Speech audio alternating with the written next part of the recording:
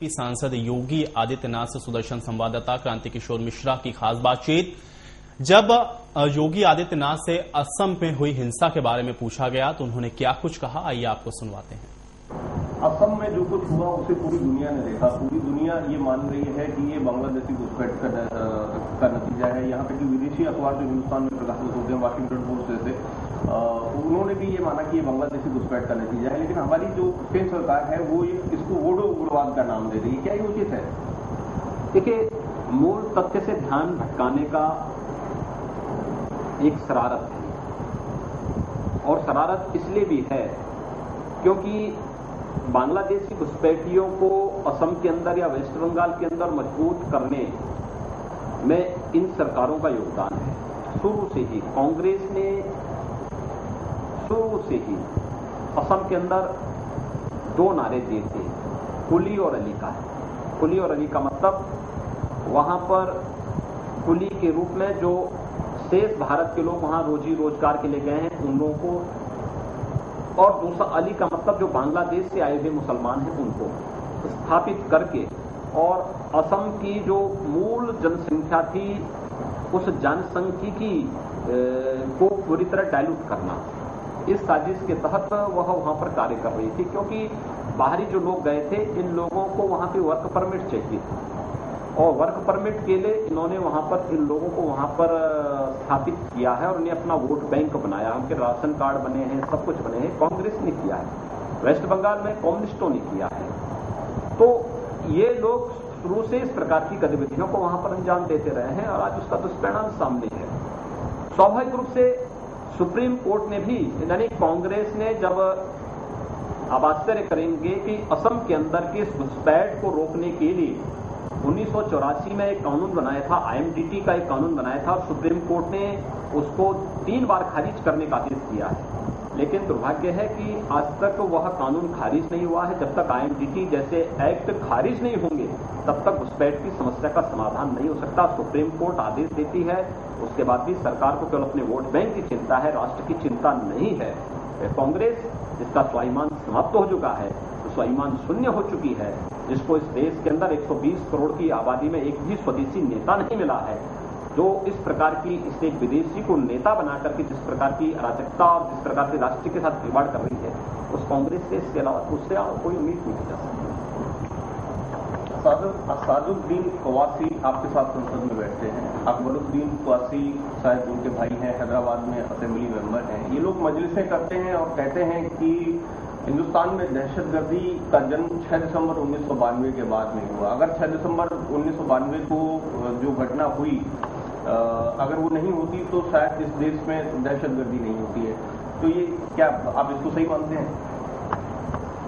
देखिए, ये हिंदुस्तान की सहिष्णुता है कि जो मुस्लिम लीग इस देश के विभाजन का कारण बना, आज उस मुस्लिम लीग के नाम पर संसद में कुछ लोग बैठे हैं, तो बहुत दुर्भाग्यपूर्ण और बहुत शर्मनाक स्थिति है।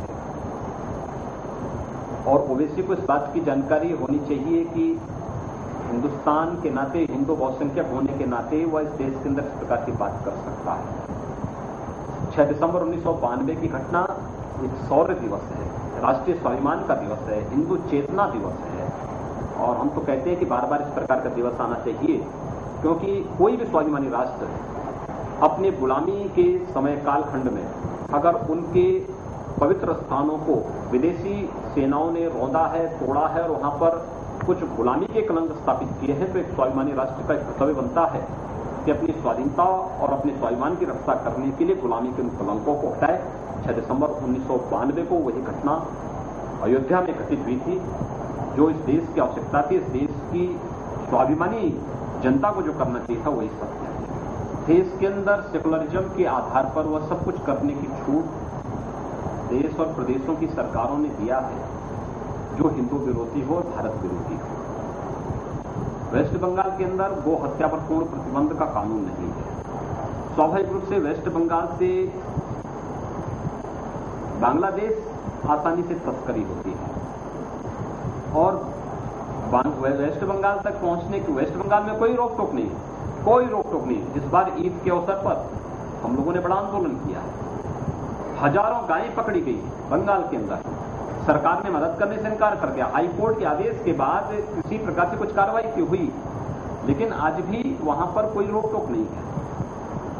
और वेस्ट बंगाल जाने के लिए आप देखेंगे तो वेस्ट बंगाल के लिए बिहार एक आसान रास्ता है। बिहार में सरकार सेकुलरिज्म के नाम पर कुछ नहीं करना चाहती, तो इसलिए मुझे लगता है कि हिंदू चेतना जब तक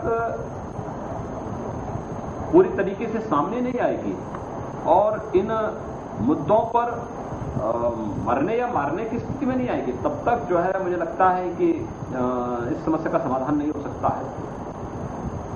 यह सच है कि बहुत बड़ी मात्रा में बांग्लादेश के लिए गौ तस्करी होती है, पशुधन की तस्करी होती है, और फिर उसको वहां से मांस निर्यात के माध्यम से वह अपनी अर्थव्यवस्था को सुदृढ़ करने का प्रयास तो कर रहा है, लेकिन भारत को पशुधन के साथ साथ भारत की धार्मिक भावनाओं के साथ, यहाँ की आस्था के साथ खिलवाड़ भी होता है उसकी आड़ में। उसको रोकने में देश की सेकुलर सरकारें और वेस्ट बंगाल की सेकुलर सरकार पूर्णतः विफल है और उनसे कोई उम्मीद नहीं कर सकती। आज जिस प्रकार की स्थिति देश के अंदर है, यद्यपि एक होड़ लगी है सभी दलों में सेकुलर बनने की, अधिकाधिक सेकुलर बनने की, फिर भी उन स्थितियों में अगर हमें देश को बचाना है तो आज फिर भी भारत के राजनीतिक क्षितिज पे राष्ट्रवाद के नाम पर, भारत की परंपरा, भारत की संस्कृति के प्रति सम्मान व्यक्त करने के नाम पर, या फिर भ्रष्टाचार के खिलाफ लड़ने के नाम पर भारतीय जनता पार्टी कुछ हद तक उस लड़ाई को लड़ती है, उस कार्य को कर रही है। और मुझे लगता है कि 2014 के जो आम चुनाव होंगे, उस आम चुनाव में देश की जनता को इस बात को उससे ध्यान में रखना होगा कि भारतीय जनता पार्टी के नेतृत्व में एक राष्ट्रवादी सरकार जो देश के अंदर बने, विदेशी ताकतों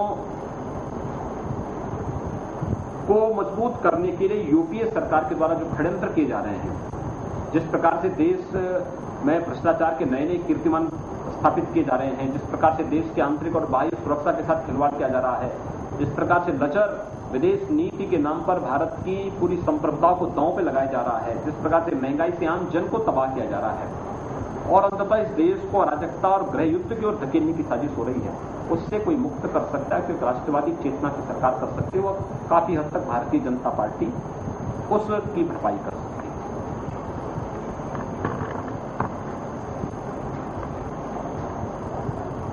तो ये थे गोरखपुर से युवा सांसद और क्रांतिकारी विचारधारा के धनी योगी आदित्यनाथ जी, जिन्होंने बेबाकी से सारे विषयों पर अपनी राय रखी और बताया